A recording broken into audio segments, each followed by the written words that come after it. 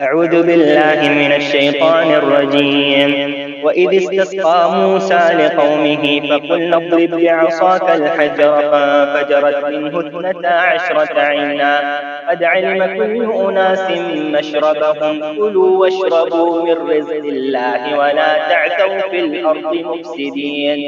وإذ قلتم يا موسى لن نصبر على طعام واحد فادع لنا ربك يخرج لنا مما تنبت الأرض من بقلها وقثائها وفومها وعدسها وبصلها قال أتستبدلون الذي هو أدنى بالذي هو خير اهبطوا مصرا فإن لكم ما سألتم وضربت عليهم الذلة والمسكنة وباءوا بغضب من الله ذلك بأنهم كانوا يكفرون بآيات الله ويقتلون النبيين بغير الحق ذلك بما عصوا وكانوا يعتدون. إن الذين آمنوا والذين هادوا والنصارى والصابئين من آمن بالله واليوم الآخر وعمل صالحا فلهم أجرهم عند ربهم ولا خوف عليهم ولا هم يحزنون. وإذ أخذنا ميثاقكم ورفعنا فوقكم الطور خذوا ما آتيناكم بقوة واذكروا ما فيه لعلكم تتقون.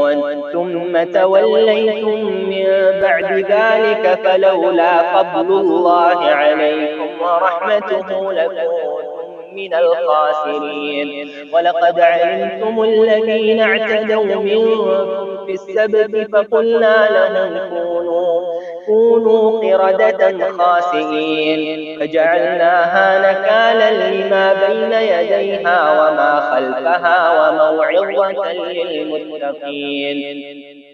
وإذ قال موسى لقومه إن الله يأمركم أن تذبحوا بقرة قالوا أتتخذنا هزوا قال أعوذ بالله أن أكون من الجاهلين. قالوا ادع لنا ربك يبين لنا ما هي قال إنه يقول إنها بقرة لا فارض ولا بكر عوان بين ذلك فافعلوا ما تؤمرون.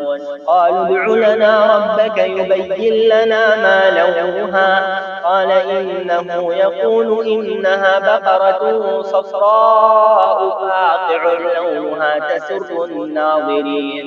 قالوا ادع لنا ربك يبين لنا ما هي إن البقرة شابه علينا وإنا إن شاء الله لمهتدون.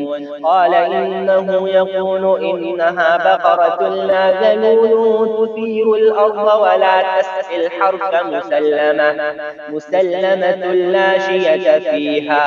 قالوا الآن جئت بالحق فذبحوها وما كادوا يفعلون. وإذ قتلتم نفسا فادارأتم فيها والله مخرج ما كنتم تكتمون. فقلنا اضربوه ببعضها كذلك يحيي الله الموتى ويريكم آياته لعلكم تعقلون.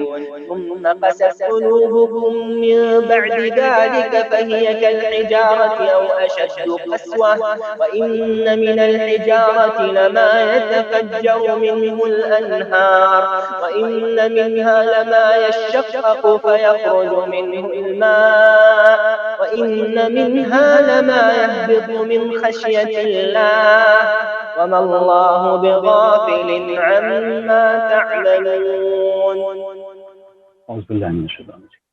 और जब मूसा अलैहिस्सलाम ने अपनी कौम के लिए पानी मांगा तो हमने कहा कि अपनी लाठी पत्थर पर मारो जिससे 12 चश्मे फूट निकले और हर गिरोह ने अपना चश्मा पहचान लिया।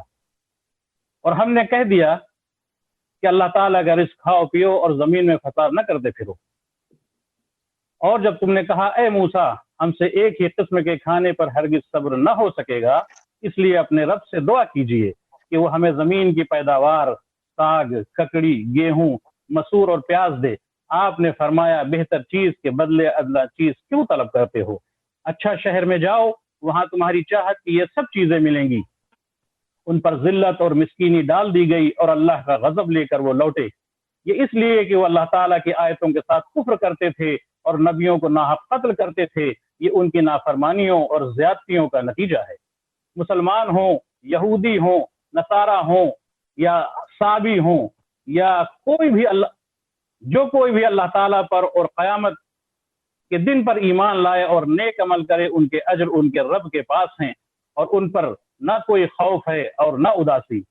اور جب ہم نے تم سے وعدہ لیا اور تم پر طور پہاڑ لا کھڑا کر دیا اور کہا جو ہم نے تمہیں دیا ہے اسے مضبوطی سے تھام لو اور جو کچھ اس میں ہے اسے یاد کرو تاکہ تم بچ سکو، لیکن تم اس کے بعد بھی پھر گئے، پھر اگر اللہ تعالیٰ کا فضل اور اس کی رحمت تم پر نہ ہوتی تو تم نقصان والے ہو جاتے۔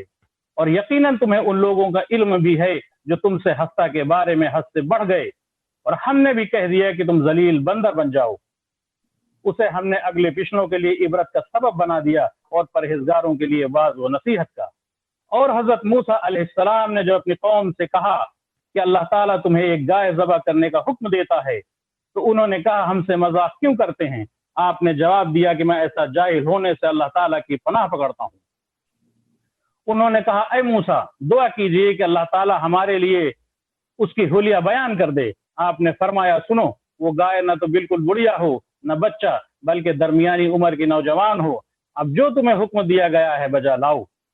وہ پھر کہنے لگے کہ دعا کیجئے کہ اللہ تعالیٰ بیان کرے کہ اس کا رنگ کیا ہے۔ فرمایا وہ کہتا ہے کہ وہ گائے زرد رنگ کی ہے، چمکیلا اور دیکھنے والوں کو بھلا لگنے والا اس کا رنگ ہے۔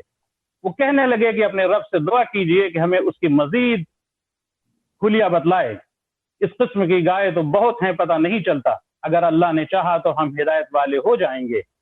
آپ نے فرمایا اللہ کا فرمان ہے کہ وہ گائے کام کرنے والی، زمین میں ہل جوتنے والی اور کھیتوں کو پانی پلانے والی نہیں، وہ تندرست اور بے داغ ہے۔ انہوں نے کہا اب آپ نے حق واضح کر دیا، وہ حکم برداری کے قریب نہ تھے لیکن اسے مانا اور وہ گائے ذبح کر دی۔ جب تم نے ایک شخص کو قتل کر ڈالا پھر اس میں اختلاف کرنے لگے اور تمہاری پوشیدگی کو اللہ تعالیٰ ظاہر کرنے والا تھا، ہم نے کہا کہ اس گائے کا ایک ٹکڑا مقتول کے جسم پر لگا دو، وہ جی اٹھے گا۔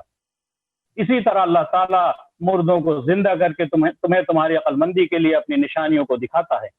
پھر اس کے بعد تمہارے دل پتھر جیسے بلکہ اس سے بھی زیادہ سخت ہو گئے، بعض پتھروں سے تو نہریں بہہ نکلی ہیں، بعض پھٹ جاتے ہیں اور ان سے پانی نکل آتا ہے، اور بعض اللہ کے ڈر سے گر گر پڑتے ہیں، اور تم اللہ تعالیٰ کو اپنے اعمال سے غافل نہ جانو۔